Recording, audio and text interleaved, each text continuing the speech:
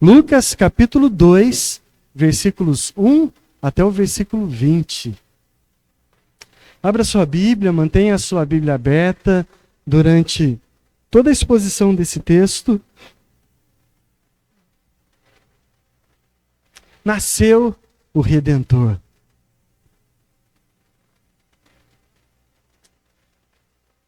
Lucas capítulo 2, versículo 1 a 20. Vamos ler a palavra do Senhor. Naqueles dias, foi publicado um decreto de César Augusto, convocando toda a população do império para recensear-se. O primeiro recenseamento, foi feito por Quirino, quando era governador da Síria. Todos iam alistar-se, cada um à sua própria cidade. José também subiu da Galiléia, da cidade de Nazaré, para a Judéia, a cidade de Davi, chamada Belém, por ser ele da casa e da família de Davi, a fim de se alistar, e levou Maria, sua esposa, que estava grávida. Estando eles ali, aconteceu completarem-se-lhe os dias, e ela deu à luz o seu primogênito. Enfaixou-o e o deitou numa manjedoura, porque não havia lugar para eles na hospedaria.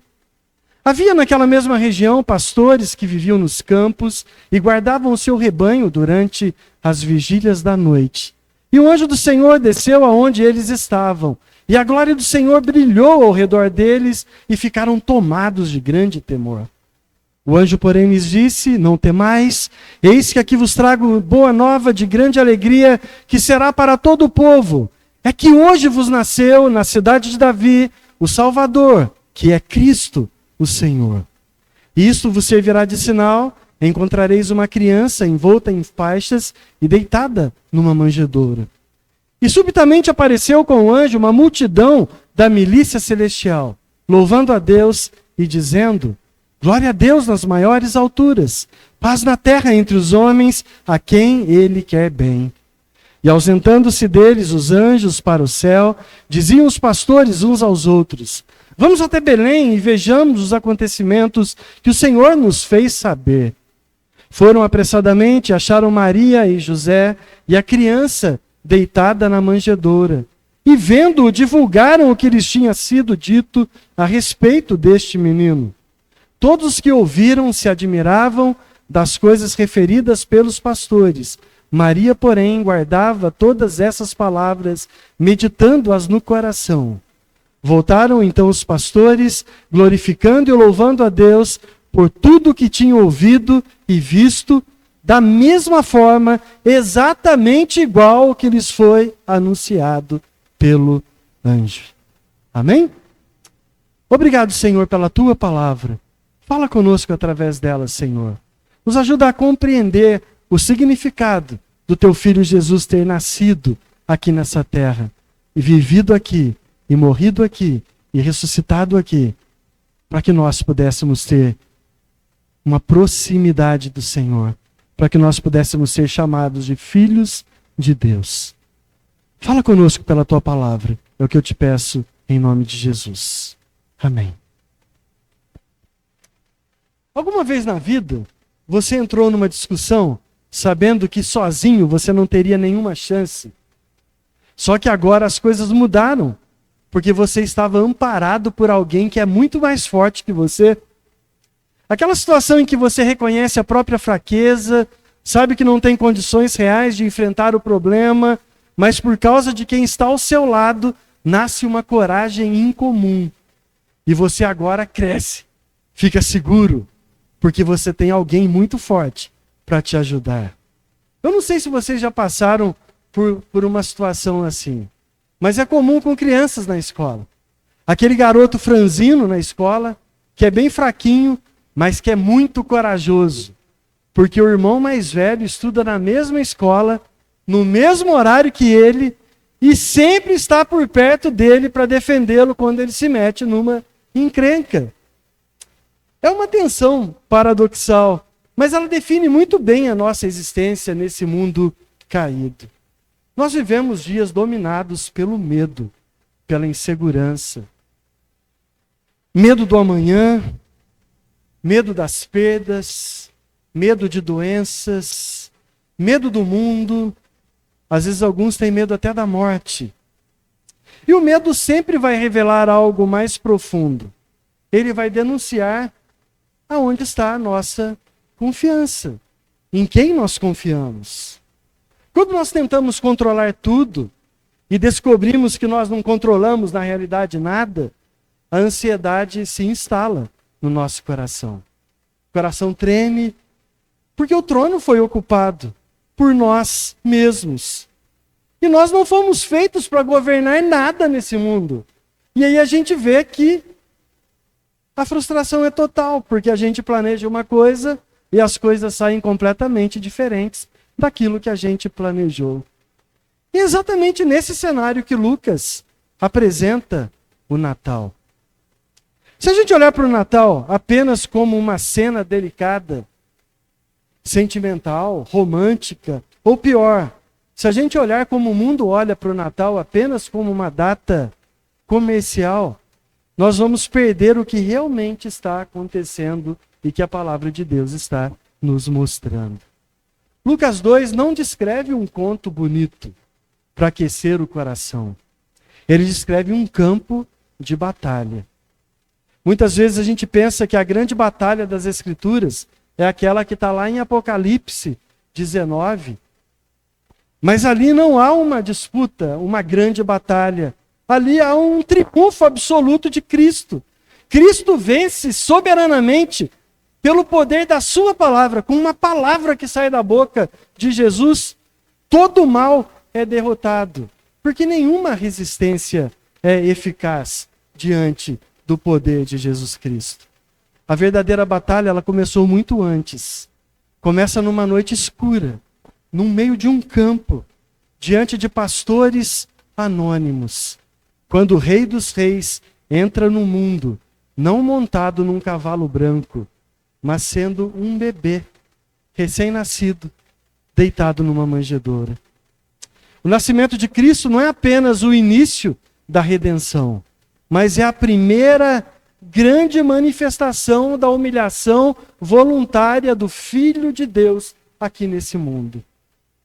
Por trás de cada detalhe, aparentemente comum, há a mão invisível da providência de Deus, conduzindo a história para o cumprimento de promessas que são eternas. A grande ideia desse parágrafo de Lucas é essa aqui.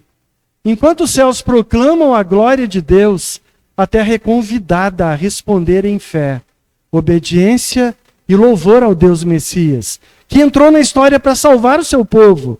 O céu canta e a terra decide como vai reagir.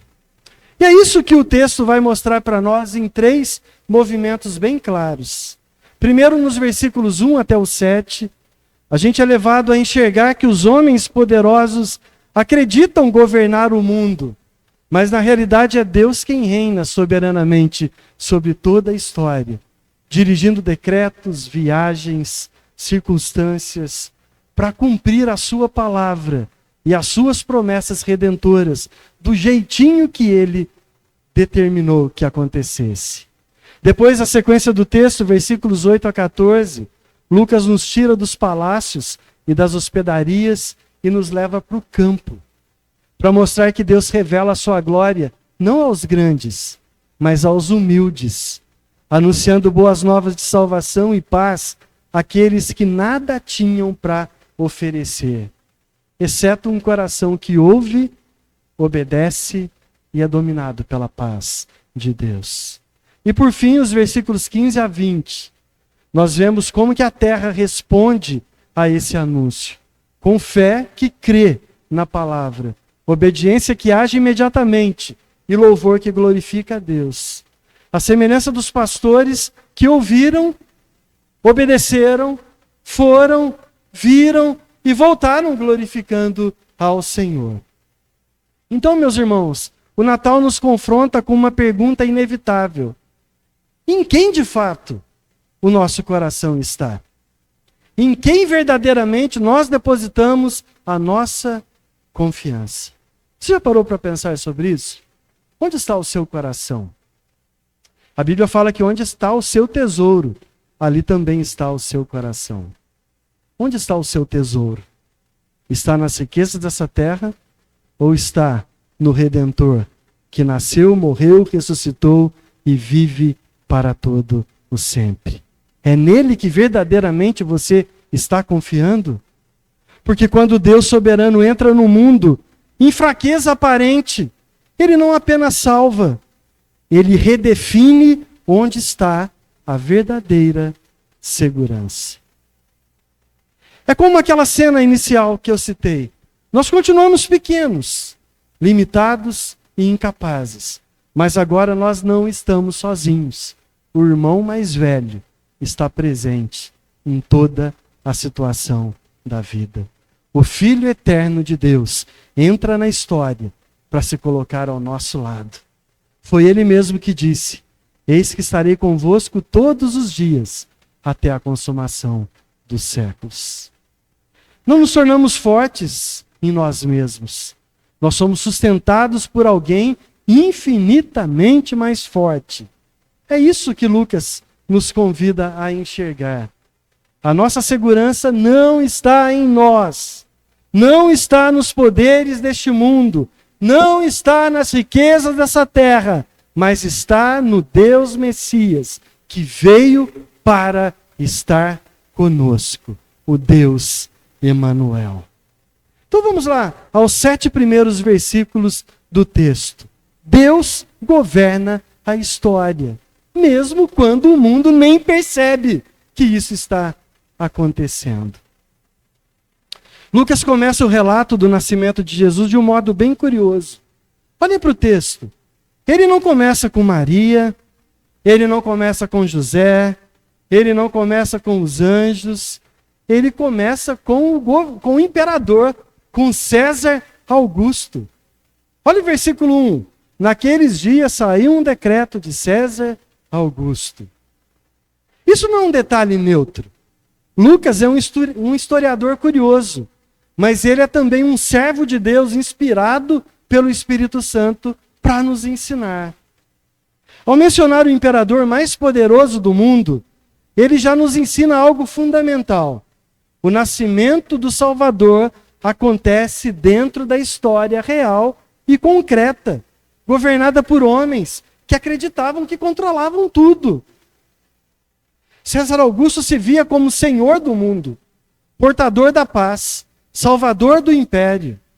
Seu decreto alcançava toda a terra habitada e dominada pelo Império Romano. Mas Lucas quer que enxerguemos além da propaganda imperial. O homem que pensa governar o mundo, ele está, na verdade, servindo a um plano que foi escrito na eternidade. O tempo do nascimento de Cristo não foi aleatório. Era a plenitude do tempo.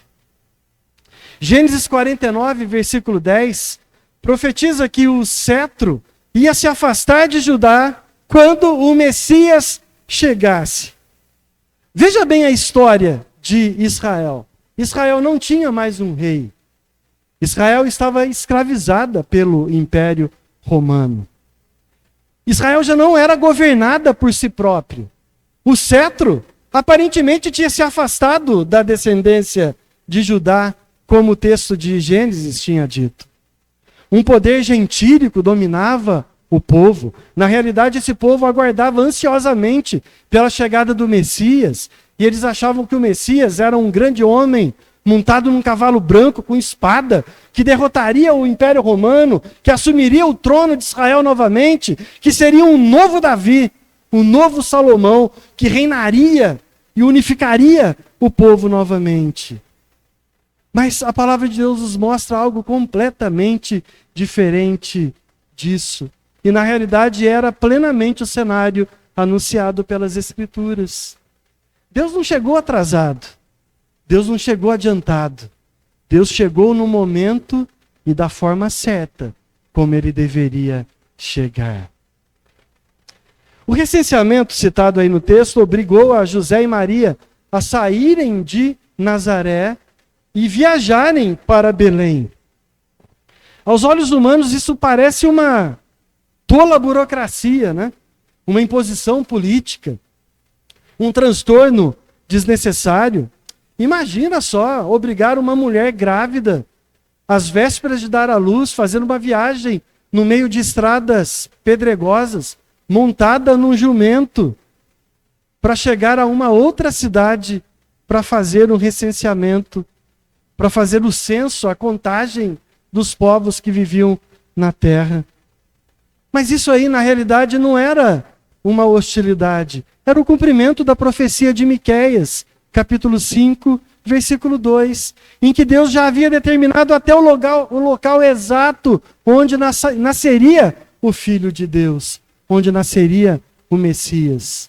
Belém, Efrata, a pequena entre milhares de Judá. Gênesis 3,15 já havia prometido que da semente da mulher viria o Redentor. Irmãos, Deus não improvisa, Deus governa. Deus move impérios, estradas, circunstâncias, lota hospedagens para cumprir promessas feitas séculos atrás. Aqui está uma grande verdade. O medo, ele cresce quando nós achamos que o mundo está fora de controle. Você já percebeu aquela semana que você assiste aos noticiários e você olha e fala, parece que as coisas estão piores do que estavam no mês passado, no ano passado. Parece que a justiça está agindo completamente fora da realidade. Parece que onde a esperança estava, agora está indo tudo de ponta cabeça. Parece que tudo está fora do controle. Nesse momento, o nosso medo começa a crescer. A nossa ansiedade começa a crescer. Homens poderosos dão canetadas, obrigam a população a fazer o que ninguém quer.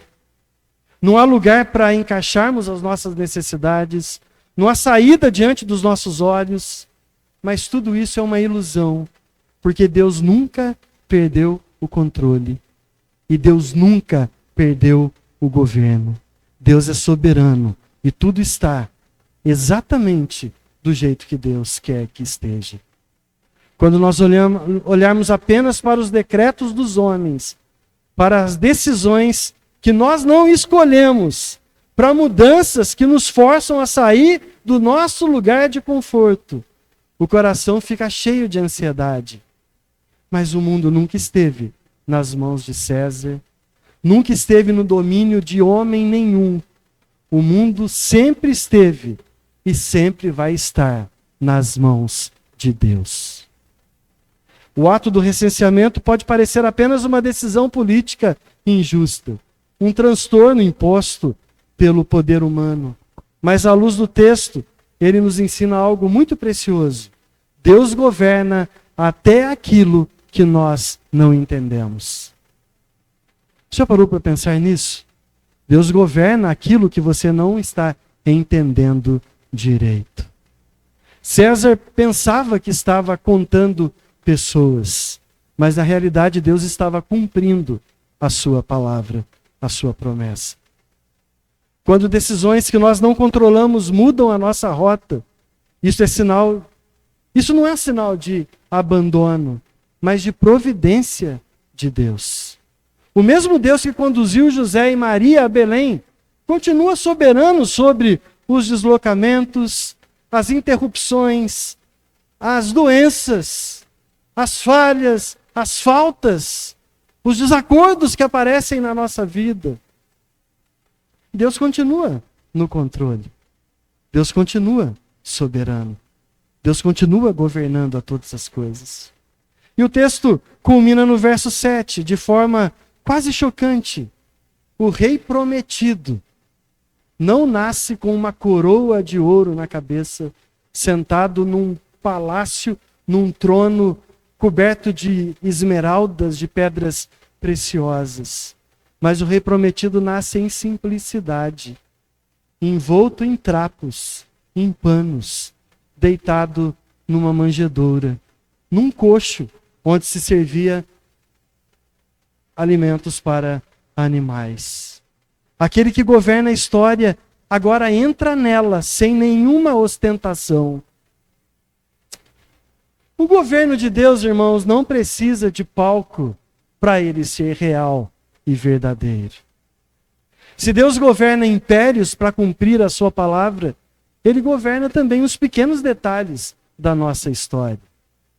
O medo nasce quando nós achamos que a nossa vida está nas mãos de um governo qualquer, que a nossa vida está nas mãos do nosso empregador, que a nossa vida está nas mãos da nossa juventude, da nossa força de trabalho, que a vida está na nossa própria força. Só que a fé cresce quando nós lembramos que até os decretos humanos, eles servem aos propósitos eternos de Deus. Nada está fora de controle. Tudo está sob o controle fiel do Senhor. Você crê nisso? De verdade?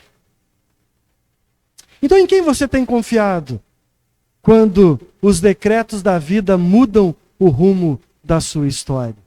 Ou as coisas saem sempre do jeito que você planeja? Ou sai tudo igualzinho a gente decreta? Igualzinho a gente fala, vai acontecer isso, isso, isso, isso. Você planeja aquela doença que chega na sua casa, na sua família? Que tira o seu pé do chão? Aquela dor que te incomoda todos os dias? Você planejou isso para a sua vida? Claro que não.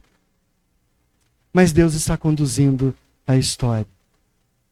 Quando as decisões não passam por nós, quando caminhos são impostos para nós, quando o planejamento cai por terra, o nosso coração corre para o medo ou ele corre para a fé em Jesus?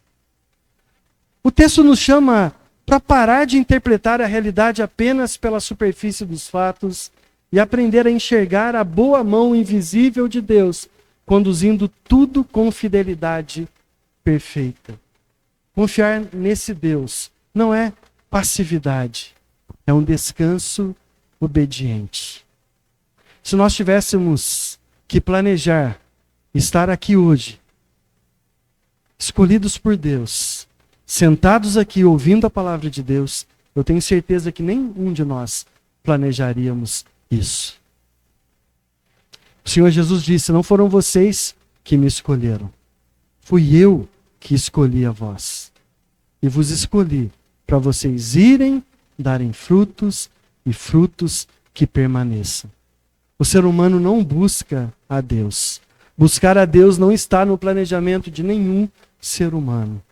Se nós buscamos a Deus, é porque o Espírito Santo colocou vida no nosso coração e nós reconhecemos que o Redentor nasceu e nasceu para ser o Senhor e Rei da nossa vida. Lucas não nos deixa apenas olhando para o controle soberano de Deus na história. Ele nos conduz à frente. Porque o Deus que governa o tempo, os impérios, não entra no mundo com glória humana, mas com humildade profunda. É exatamente aí que o texto nos leva agora, ao escândalo da manjedoura, onde aprendemos que Deus salva não pela força que impressiona, mas pela graça que se esvazia. Nós estudamos isso em Filipenses há pouco tempo atrás. Jesus, mesmo sendo Deus, ele se esvaziou. Ele abriu mão da glória para se tornar um homem, para morrer no nosso lugar. A sequência do texto aí, versículos 8 até o 14, o céu proclama a vitória e a verdadeira paz.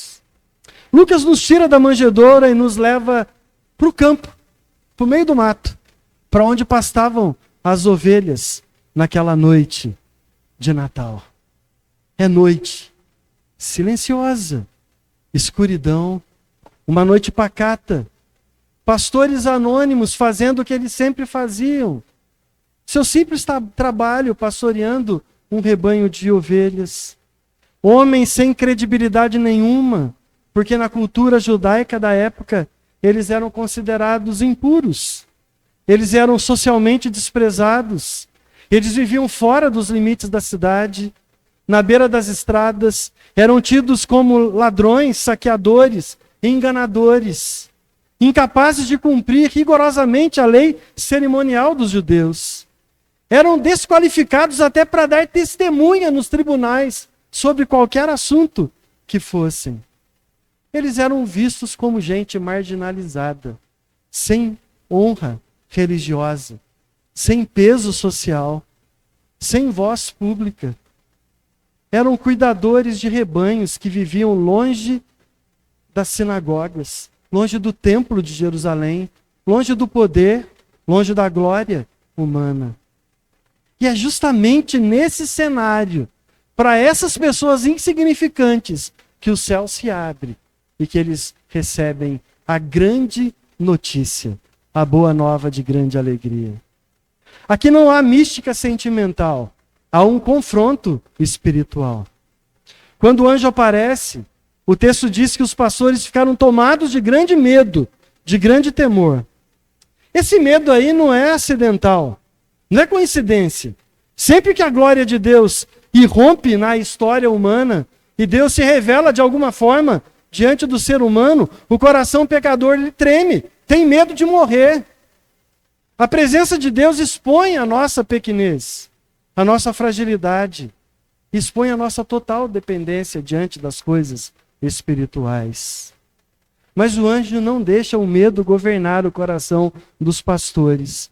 A primeira palavra do anjo para eles é: não temais, não tenha medo. E o fundamento dessa ordem não estava nos pastores, mas estava no que Deus acabou de fazer. Cristo.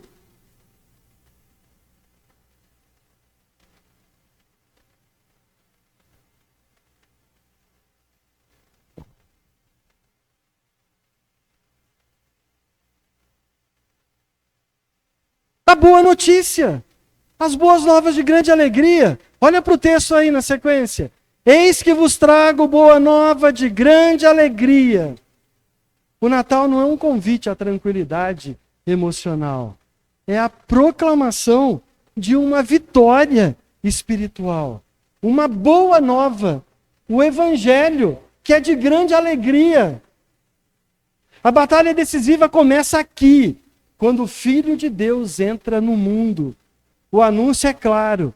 Hoje vos nasceu na cidade de Davi o Salvador, que é Cristo, o Senhor.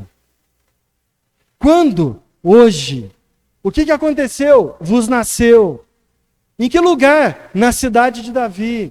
Quem? O Salvador. Quem é esse Salvador? Ele é o Cristo. Ele é o Senhor. Salvador porque havia pecado. E todos estavam condenados a viverem eternamente longe de Deus. Cristo, porque havia promessa da chegada do Messias, do Redentor. E Senhor, porque havia um falso Senhor ocupando o imaginário do mundo. E o verdadeiro Senhor nunca deixou de reinar sobre a terra. Esse anúncio não foi feito a sacerdotes, não foi feito ao imperador, não foi feito ao governador da Judéia, não foi feito aos líderes religiosos, mas a simples homens pastores desprezados pela sociedade. Sabe o que Deus está fazendo aqui? Deus está ferindo o orgulho humano desde o início, mostrando que o reino de Deus não é recebido por mérito, por status, por posição social, por glória, por riqueza, mas por revelação graciosa. É graça pura. Não são os homens que encontram o Salvador. É o Salvador que é apresentado e mostrado, dado a conhecer aos homens. É um momento tenso na história da redenção. O inferno percebe que o Redentor nasceu. Satanás sabe que o tempo está correndo. As potências das trevas se agitam. O céu se enche de um exército que não vem para atacar, mas para proclamar que a guerra foi decidida.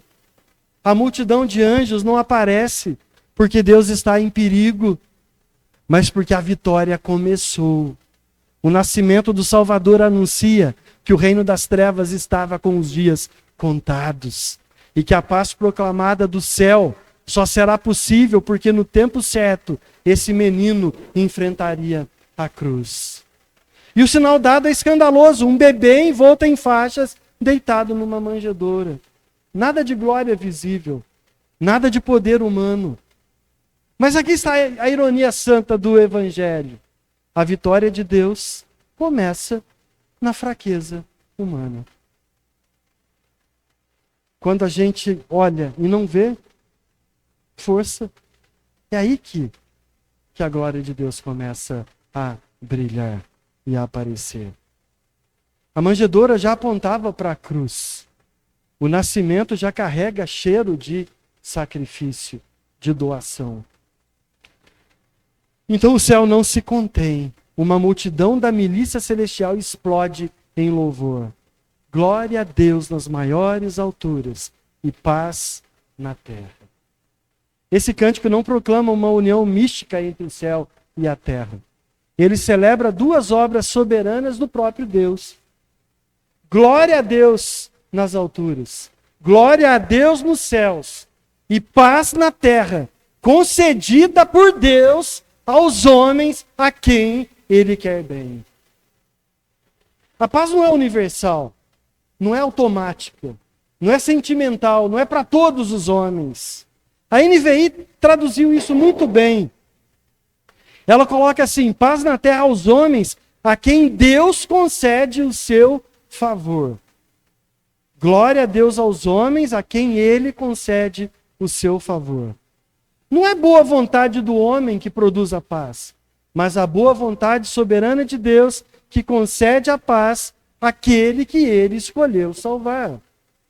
É por isso que o mundo clama por paz e só tem paz verdadeira aquele que conhece a Jesus de verdade. É por isso que Jesus mais tarde disse: eu deixo-vos a paz, a minha paz eu vos dou, e eu não vos dou como o mundo a dá. A paz do mundo depende de circunstâncias. A paz de Deus depende do próprio Deus. Nada de nós, nada desse mundo. A paz de Deus repousa por toda a eternidade.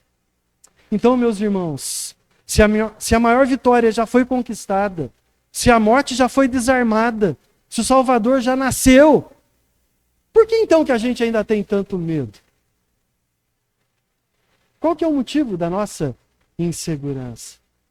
Por que viver cabisbaixo, frustrado, inseguro, dominado pelo medo do que vai acontecer amanhã? O medo só vai revelar onde está a nossa confiança. A paz revela em quem verdadeiramente nós estamos confiando. O céu já falou, a vitória já foi anunciada, a paz já foi proclamada. Agora a pergunta não é mais o que Deus fez, mas como que os homens respondem quando ouvem essa palavra. É isso que a gente vai ver aí no final do texto, quando os pastores deixam o campo, dominados pelo temor, mas encantados pelo extraordinário que acabaram de presenciar, e caminham em obediência para verificar a verdade daquilo que eles ouviram, para ver o Cristo revelado. Olha aí versículos 15 até o versículo 20. A fé que culmina em louvor. Quando os anjos se retiram e o céu se fecha, o texto faz algo decisivo. Ele tira o foco do espetáculo celestial e agora coloca o foco na resposta humana, no que os pastores fizeram com a informação que acabaram de receber. O versículo 5 é cuidadosamente construído por Lucas para mostrar que os pastores não apenas comentavam entre si, eles estavam tomados, dominados por aquilo que eles acabaram de escutar. A expressão falavam uns aos outros carrega a ideia de insistência, de algo que não saía da mente nem do coração. Aquela revelação os dominou por completo, tirou eles do chão. Eles precisavam fazer alguma coisa com aquilo que eles acabaram de escutar. Eles entendem que não receberam uma opinião, nem uma experiência mística subjetiva, mas uma palavra que o Senhor lhes fez saber.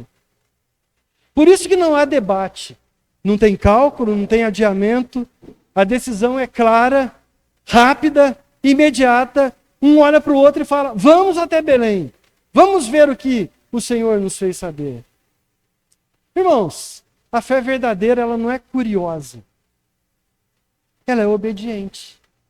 A fé verdadeira não fica colocando Deus à prova o tempo inteiro para fazer aquilo que Deus quer que a gente faça. A fé verdadeira, ela nos move para obedecer aquilo que a palavra de Deus nos diz. Se a palavra de Deus é clara e já determinou o que nós devemos fazer, por que muitas das vezes, muitos que deveriam confiar no Senhor ficam em busca de falácias misteriosas, ficam em busca de profetadas espalhadas por aí, ficam em busca de ouvir o que alguém tem para dizer, fica colocando Deus à prova. Se acontecer isso, é porque Deus quer isso. Isso não tem nada a ver com a palavra de Deus, isso não tem nada a ver com fé, isso tem a ver com rebeldia de quem está com o coração distante de Deus e não confia na palavra do Senhor.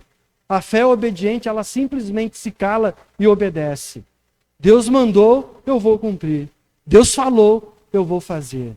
Mesmo que eu não seja beneficiado aparentemente com isso, eu vou obedecer a palavra de Deus. A fé verdadeira não é curiosa, ela é obediente. Onde Deus fala com clareza, a resposta correta é ação imediata. E Lucas faz questão de registrar isso. Que eles foram e acharam tudo exatamente como lhes fora dito. Nada simbólico, nada por enigma, nada vago, nada frustrante. A realidade confirma a revelação de Deus. Deus não exagerou, Deus não iludiu, Deus não enganou. A palavra de Deus sustentou a fé e a fé encontrou confirmação naquilo que eles viram. O resultado imediato é testemunho. Os pastores não guardam a notícia para eles próprios. Eles divulgam o que lhes foi dito acerca do menino. Não são testemunhas que invocam a palavra. É a palavra que cria, chama e capacita as testemunhas. A autoridade do testemunho não está no status dos pastores, mas na origem e na veracidade da mensagem que o Senhor entregou a eles. Como Paulo vai dizer mais tarde, que a fé, ela vem pelo ouvir, e o ouvir vem pela palavra de Deus. A reação dos ouvintes é a admiração. Lucas é cuidadoso. Admiração não é fé. Muitos se impressionam com o Evangelho. Muitos viram os milagres de Jesus e ficaram impressionados. Mas poucos se prostraram em obediência a Jesus e ao Evangelho. A admiração pode ser o início do caminho, mas não é o caminho em si. Só a palavra, quando guardada no coração, produz transformação real na vida das pessoas. É exatamente isso que Lucas mostra em Maria. Olha no final do texto. Enquanto a multidão estava admirada, Maria entesourava tudo aquilo no seu coração. Maria guardava as coisas no seu coração. Ela guardava, preservava, meditava, entesourava aquelas palavras no coração dela. Está vendo que o Evangelho não é oba-oba, não é espetáculo, não é reteté. O Evangelho é segurança naquilo que Deus fala. Para eu estar cheio do Espírito Santo, para que a igreja tenha um verdadeiro avivamento, não precisa de rodopios, de milagres, não precisa de nada disso. Precisa estar cheio do Espírito Santo. E para estar cheio do Espírito Santo, precisa estar cheio da palavra de Deus. Porque é a palavra de Deus que gera vida no coração. E é a vida gerada pelo Espírito que transforma o nosso modo de viver. Esse verbo usado aí indica algo contínuo, como quem rumina, medita, revisita. Ouvir a palavra é diferente de viver meditando nela. Eu posso uma vez por semana vir no culto, escutar a leitura do texto e só voltar aqui.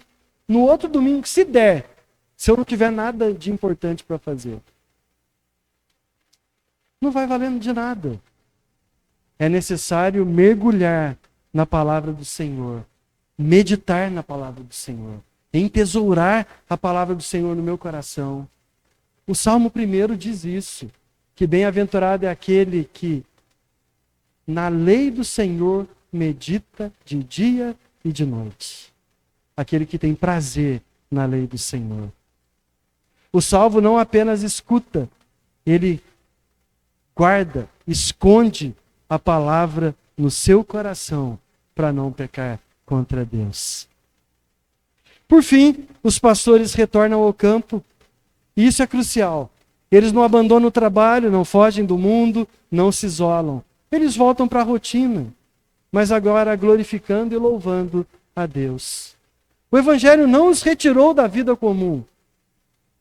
Ele deu sentido eterno para a vida que a gente vive cotidianamente no meio da sociedade. Eles ouviram, viram, creram e obedeceram. E o resultado inevitável é louvor. O Evangelho poderoso não nos tira do mundo, mas nos livra do mal. Como Jesus orou pelos seus discípulos em João, capítulo 17, versículo 15. A jornada que começa com fé sempre vai terminar em louvor e glória a Deus. Não um louvor superficial, mas um louvor que nasce da convicção de que Deus é fiel, de que sua palavra é verdadeira e de que a sua salvação é real e ninguém pode tirar das nossas mãos. Que o nosso espírito seja como o deles, que nós não sejamos apenas admiradores do Evangelho, mas obedientes à palavra do Senhor. Que não atrasemos respostas claras quando Deus está falando claramente pela palavra dele.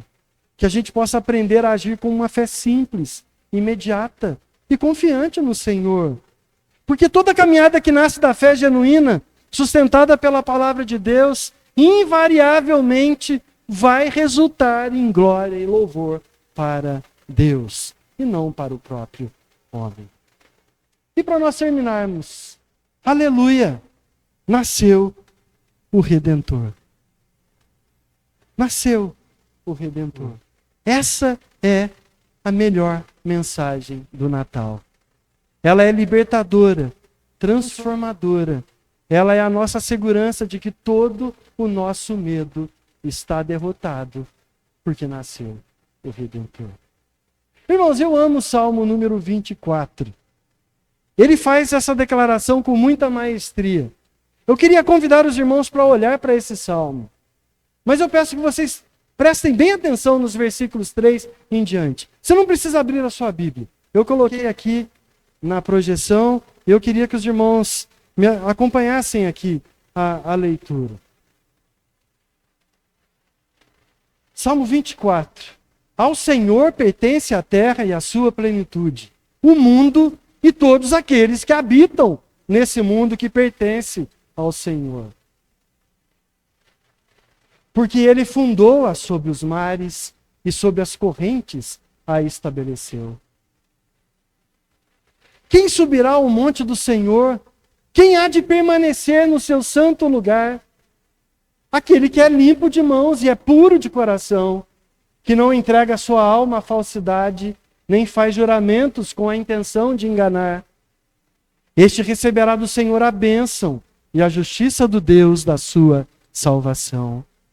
Esta é a geração dos que o buscam, dos que buscam a face do Deus de Jacó. Levantem-se as suas cabeças, ó portas. Levantem-se, ó portais eternos, para que entre o Rei da Glória. Quem é o Rei da Glória? O Senhor forte e poderoso, o Senhor poderoso nas batalhas. Levantem-se as suas cabeças, ó portas. Levantem-se, ó portais eternos, para que entre o Rei da Glória. Quem é esse o Rei da Glória? O Senhor dos Exércitos. Ele é o Rei da Glória. O Deus Redentor que nasceu homem. Ele é o Rei da Glória. Irmãos, o Salmo 24 nos conduz a um clímax impressionante. Depois de afirmar que a terra e tudo o que nela tem pertencem ao Senhor, o salmista levanta a pergunta que ecoa como um julgamento. Quem pode subir ao monte do Senhor? Quem há de permanecer no santo lugar? A resposta é devastadora para nós. Aquele que tem mãos limpas, coração puro, vida íntegra, confiança sem idolatria. Aí eu pergunto para os irmãos, qual ser humano cumpre esse requisito de ter mãos limpas, coração puro, vida íntegra, confiança sem idolatria? Nenhum ser humano passaria nesse teste. Nenhum de nós cumpre esses requisitos. A porta estaria fechada por causa das nossas qualificações. Ninguém conseguiria entrar. O rei é santo. Nós não somos. Mas então o salmo avança. As portas são convocadas a se levantar. Os portais eternos são chamados a se abrir. Não para que nós entremos por mérito próprio, mas para que entre quem? O Rei da Glória. E quando perguntam, mas quem é esse Rei da Glória? A resposta é clara no texto. O Senhor forte e poderoso. O Senhor poderoso nas batalhas. No Natal, esse Rei entrou. Não montado em glória visível, mas envolto em panos, deitado numa manjedoura, em humildade. O que o Salmo anuncia poeticamente, Lucas revela historicamente.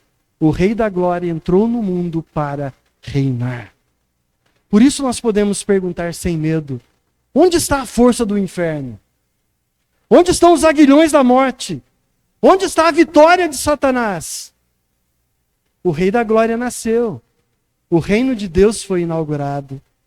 A batalha decisiva começou na manjedoura e foi consumada na cruz e depois no túmulo vazio. O Natal não nega a realidade do sofrimento, mas declara que ele não tem a palavra final. O medo perde o seu trono quando o Rei da Glória entra. Então, por que ainda deixar a vida ser dominada pelo medo? Onde está a sua confiança? Aleluia! Nasceu o Redentor. Levantem-se as portas do seu coração. Abram-se as portas da sua vida. O Rei da Glória entrou. Não apenas para ser admirado, mas para reinar, para ser adorado. Que o Senhor nos fortaleça cada vez mais pela sua palavra. Amém? Vamos cantar mais uma vez? Vamos cantar juntos mais uma vez e em seguida nós vamos orar e o nosso culto estará terminado.